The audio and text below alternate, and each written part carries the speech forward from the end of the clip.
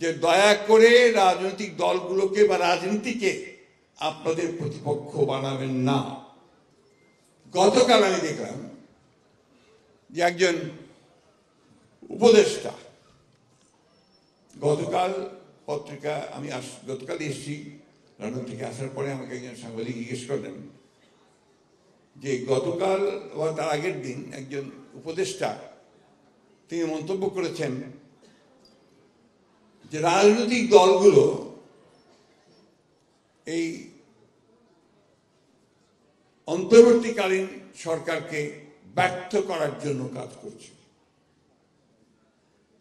এটা একটা, আমি মনে করি এটা একটা, এই উক্তিটা উনি কি জন্য করেছেন, কিভাবে করেছেন, কোন প্রেক্ষিতে করেছেন আমি জানি না। এটার গভীরতা এই উক্তি উনি বুঝেছেন কিনা তো আমি জানি না, কিন্তু এটা কিন্তু অত্যন্ত একটা মারাত্মক একটা উক্তি।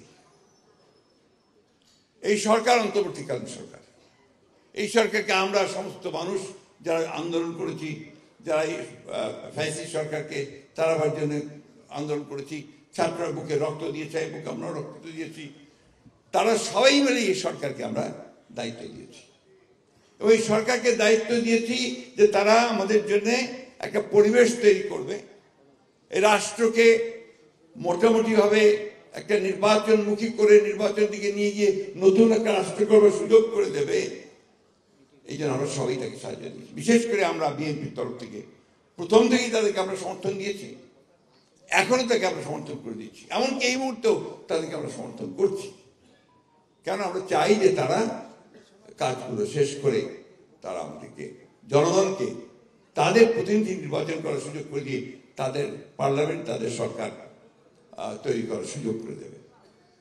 কিন্তু যখন এই কথা বলেন যে রাজনৈতিক দলগুলো অন্তর্বর্তীকালীন সরকারকে ব্যর্থ করার জন্য কাজ করছে, এটা অত্যন্ত মারাত্মক একটা অভিযোগ। আমি তীব্রভাবে প্রতিবাদ করছি এবং আমি মনে করি যে এই ধরনের উক্তিটা প্রত্যাহার করা উচিত। এবং আমি এটা মনে করে দিতে চাই যে দয়া করে রাজনৈতিক দলগুলোকে বা রাজনীতিকে আপনাদের প্রতিপক্ষ বানাবেন না। রাজনৈতিক দলগুলো আপনাদেরকে সহযোগিতা করছে, কারণ এটা রাজনৈতিক দলের দায়িত্ব।